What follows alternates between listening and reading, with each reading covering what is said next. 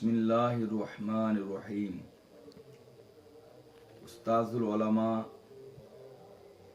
سلطان الاساتذہ حضرت مفتی قاسم صاحب پر ظلم، زیادتی کسی بھی اعتبار سے برداشت نہیں ہے۔ میں آپ حضرات کو اول وقت میں یہ بتا دینا چاہتا ہوں، مفتی قاسم صاحب قبلہ نے ہماری دعوت کب قبول کی؟ جس وقت میں نے حضرت مفتی قاسم صاحب قبلہ استاذ الکریم کو سیمینار میں شرکت کی دعوت دی تو حضرت قبلہ نے فرمایا کہ اول وقت میں خانقاہ حبیبیہ دھام نگر شریف والوں کو دعوت دو، جب وہ دعوت قبول کر لیں گے تب میں دعوت قبول کروں گا اور اس سیمینار میں شامل اور شریک ہوں گا۔ مفتی صاحب قبلہ کے حکم کے مطابق، اور ہمارا یہ پہلے سے پلان میں بھی تھا، ہم دھام نگر شریف پہنچے۔ خانقاہ حبیبیہ پہنچ کر ہم لوگوں نے دعوت دی، خانقاہ والوں نے بھی ہم لوگوں کی ضیافت کی، خوشی کا اظہار کیا اور فرمایا کہ یہ ہونا چاہیے، اس میں امت کی بھلائی ہے، اور وعدہ بھی فرمایا کہ ہم لوگ پہنچیں گے۔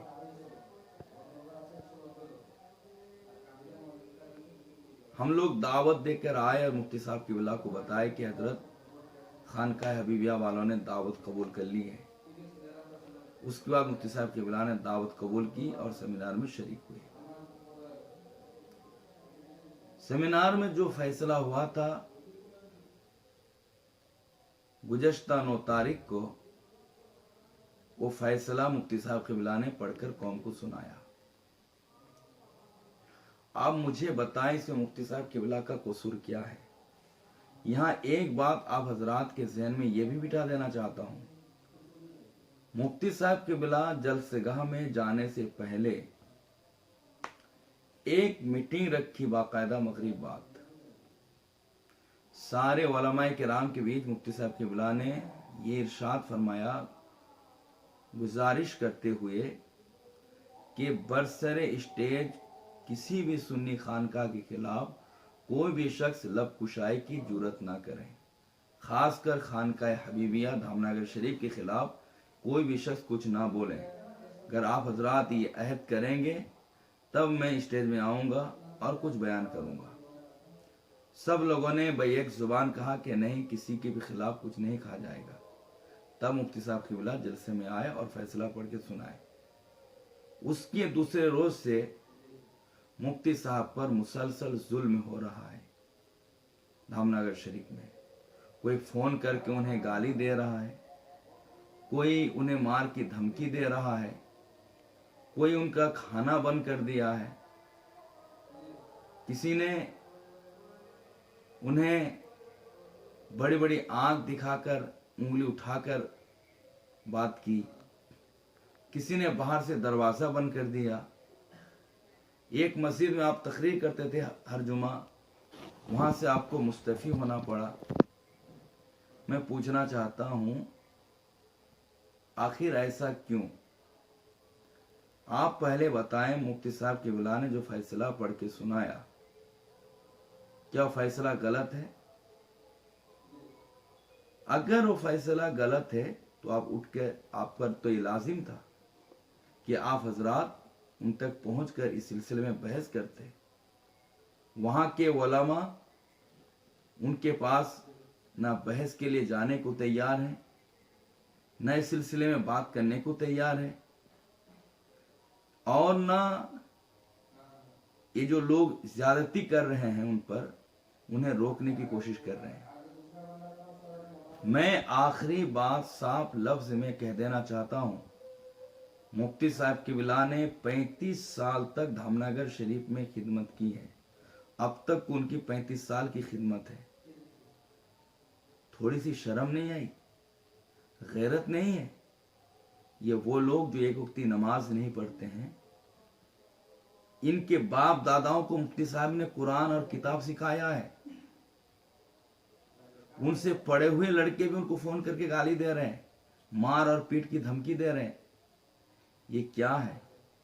जिस शख्स ने तुम्हारे दयार में 35 साल से रहा, 35 साल से रह रहा है, कुरान और हदीस की खिदमत अंजाम दे रहा है, तुम उनके साथ ऐसे ही जुल्म करोगे? तुम चाहते क्या हो? क्या गाली देने से हक मिट जाएगा? उनके दरवाजे बंद कर देने से हक मिट जाएगा? मैं पूछना चाहता हूं, जब आप हजरात को दावत दी गई थी, आप हजरात ने दावत कबूल क्यों की? अगर कबूल की तो फिर आए क्यों नहीं? जब आए नहीं तो फिर इस तरह का फितना हो क्यों रहा है? इस पर रोक कब लगाएंगे? अगर ये सिलसिला बंद नहीं हुआ और जुल्म का ये सिलसिला दराज हुआ तो अच्छी तरह ये बात नोट कर लें हर एक। धामनगर के वो लोग जो हमारे इलाके में पढ़ाते हैं, हमारे मयूरभंज जिला में, हमारे बालासुर जिला में, कहीं उनके साथ भी वही सुलूक होना शुरू ना हो जाए और उसके जिम्मेदार वहीं के लोग होंगे। आप लोग कहते हैं फला फला उलमा दस्तखत कर दें, हम मान लेंगे। इस सिलसिले में हम आपसे चंद सवालात करेंगे। सवाल नंबर 1, क्या कुरान और हदीस से यह बात साबित है कि मुफ्ती शमशाद मुफ्ती अख्तर हुसैन के दस्तखत के बाद, या यूं ही अल्लामा ज़ियाउल मुस्तफ़ा के दस्तखत के बाद उसे शरई फैसला करार दिया जाएगा? उससे पेशतर उसे शरई फैसला करार नहीं दिया जाएगा। क्या इस सिलसिले में कुरान और हदीस से कोई सबूत है? 1। नंबर 2, क्या शरीयत का हुक्म किसी के दस्तखत पर मौकूफ है? फलां दस्तखत कर दे तो फैसला माना जाएगा, नहीं तो नहीं। अगर ऐसी बात है तो फिर आप अपना दारुल इफ्ता क्यों चला रहे हैं? आप खुद हजारों फतवे फैसले क्यों सादिर कर रहे हैं जिनमें इन लोगों का दस्तखत नहीं है?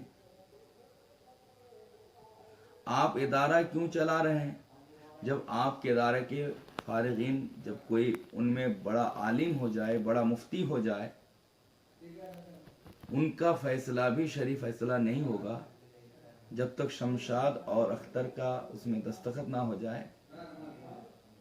तो फिर आप ऐसे मदरसे को रखे क्यों हैं? अब तो पूरे हिंदुस्तान से मदरसे को खत्म कर दिया जाना चाहिए, क्योंकि जब दूसरे सुन्नी अदारे के मुफ्तियों का फैसला शरई फैसला नहीं आपकी नज़र में, जब तक इन दो के दस्तखत ना हो जाए और उसे मानने को तैयार नहीं है, तो पूरे हिंदुस्तान से इदारे को ख़त्म कर दिया जाए। मदरसे को ऐसे ही हुकूमत वक्त चाह रही है कि अहले सुन्नत के इदारे माज़ल्ला सब टूट फूट कर तबाह हो जाए, और आप लोग भी वही जहन दे रहे हैं।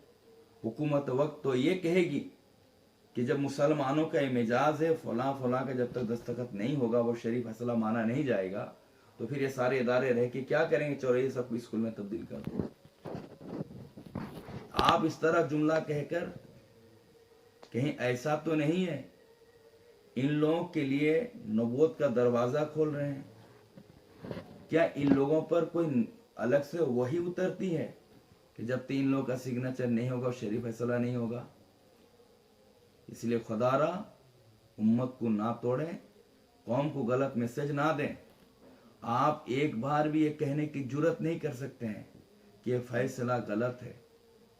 कौम को सिर्फ बेवकूफ़ बना रहे हैं, कह करके फलां का सिग्नेचर ना जब तक नहीं होगा माना नहीं जाएगा।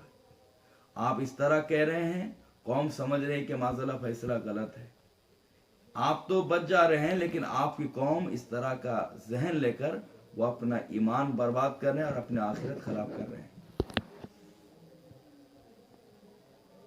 अगर आप संजीदगी से इस पर गौर नहीं किए, उम्मत को एक प्लेटफार्म में लाने की सादत हासिल नहीं किए, आगे जो कुछ होगा उसके जिम्मेदार मौलाना उस्मान शमगा,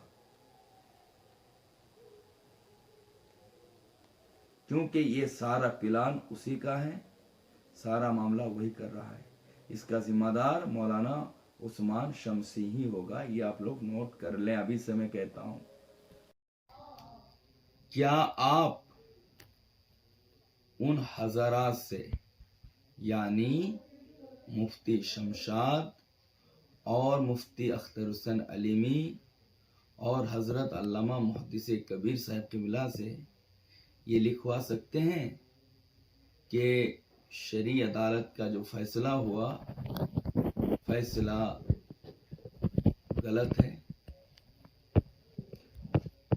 आखिर आप लोग, यहाँ आप लोग से मुराद उस्मान शमसी, सलीमुद्दीन हबीबी और ज़ैनुद्दीन नारी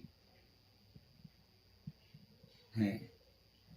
आखिर आप लोग इस तरह की गंदी हरकत करके, नापाक और मजमूम कोशिश करके लोगों को मरकज से दूर करने की जुर्रत क्यों कर रहे हैं? आखिर मरकज ने आप लोगों का क्या बिगाड़ा? आप हजरात को सेमिनार में आने की दावत दी जा रही है, आप आने की हिम्मत क्यों नहीं कर पा रहे हैं? आखिर आप लोगों ने शामिल होने की जुर्रत क्यों नहीं की? जब आप हजरात से बाकायदा ये कहा गया कि जो भी इसमें शामिल होगा उसे पूरे तौर से प्रोटोकॉल दिया जाएगा, हिफाजती दस्ता उनके लिए मुख्तस रहेगा, आप क्यों नहीं आए? जब ऐलान हक के लिए इमाम हुसैन करबला जा सके, मुजाहिदे मिल्लत धामनगर शरीफ से अरब शरीफ पहुंच सके, आप यहीं से ही क्यों नहीं आए? याद रखें, जिक्र रजा करके पेट पालना आसान है, फिक्र रजा आम करना कोई आसान काम नहीं है। जिक्र रजा से ज्यादा फिक्र रजा को आम करने की कोशिश करें, जिक्र के साथ साथ फिक्र रजा को भी आम करें। अभी हम धामनगर शरीफ पहुंचे थे, कुछ बिछड़े हुए नौजवान जिन्हें कुरान आता नहीं, जो एक वक्त की नमाज पढ़ते नहीं, इससे बढ़कर अफसोस की बात क्या हो सकती है? दरबार मुजाहिदे मिल्लत में रहने वाले लोग नमाज और कुरान से दूर हैं। ये बात मैं कौम तक पहुंचा देना भी चाहता हूं।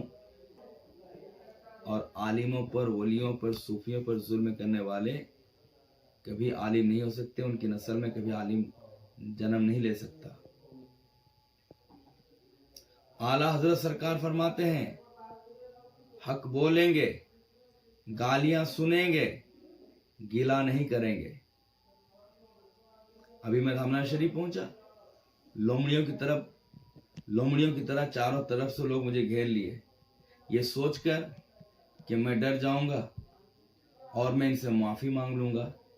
लोगों ने देखा, अल्हम्दुलिल्लाह, मुजाहिदे मिल्लत के सदके जो मुझे जुर्रत मिली है, मैंने साफ ऐलान किया, मैं तुम लोगों से डरता नहीं हूँ। मुजाहिदे मिल्लत ने अरब शरीफ में हक फरमाया था, मैं यहाँ हक बोल रहा हूँ। मैं तो तुम्हारी गढ़ में पहुंचा हुआ था, ये तुम्हारी जिम्मेदारी थी, तुम अपने आलिमों को बुला लेकर हमसे बहस करा लेते। हमने तो वही बरजस्ता का हमारा फैसला हक है, तुम अपने आलिमों को बुलाओ। तो तुम लोगों को तो चाहिए था उसे उस्मान को बुला लेते, किसी और को बुला लेते, हमसे बहस करा लेते। आलिमों को ना बुलाना और हमें चारों तरफ से कुत्ते की तरह घेर जाना, इस बात की दलील है कि हक हमारे साथ है, तुम्हारे पास दलील नहीं है। एक तो तुम्हारे उलमा सेमिनार में नहीं आए, नंबर 2 में तुम्हारे उलमा में इतनी हिम्मत नहीं कि कह दे फैसला गलत है। नंबर 3 में हम तुम्हारे वहां पहुंचे, तुमने हमें गालियां जरूर दी, जिस तरह इससे पहले तुम्हारे बाप दादाओं ने मुजाहिदे मिल्लत को गालियां दी थी, लेकिन तुम लोगों ने अपने आलिम को बुलाकर मुझे गलत साबित नहीं कर सके। मौला अली फरमाते हैं, शरीयत को शख्सियत से नहीं, शख्सियत को शरीयत से पहचानो। अफसोस आज आप फिक्रे अली के खिलाफ जा रहे हैं।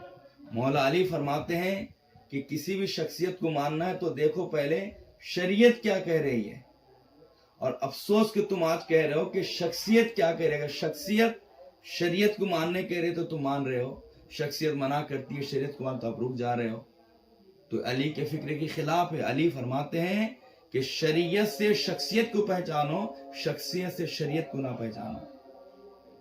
बाकायदा एक दफा मौला अली की बारगाह में कुछ लोग हाजिर और अर्ज किया, मौला एक तरफ जुबैर हैं, तलहा हैं, आयशा हैं, दूसरी तरफ आप हैं, हक किसके साथ है? क्या ये तीनों गलत पर हैं? मौला अली ने फरमाया था, शरीयत को शख्सियत से नहीं, शख्सियत को शरीयत से पहचानो। मैं गर्ची इधर तन्हे तना हूं, हक अली के साथ है। हजरात, किसी तरफ बड़े लोगों के हो जाने से हक उधर ही हो जाए कोई जरूरी नहीं है, इसलिए ये कोशिश करो। अल्हम्दुलिल्लाह माँ आयशा रदियल्लाहु ताला अन्हा भी जन्नती हैं, तलहा भी जन्नती हैं, हजरत जुबैर भी जन्नती हैं, बावजूद इसके मौला अली ने यह फरमाया कि उस सिलसिले में हक मेरे साथ था। वाखिर दावाना अल्हम्दुलिल्लाह।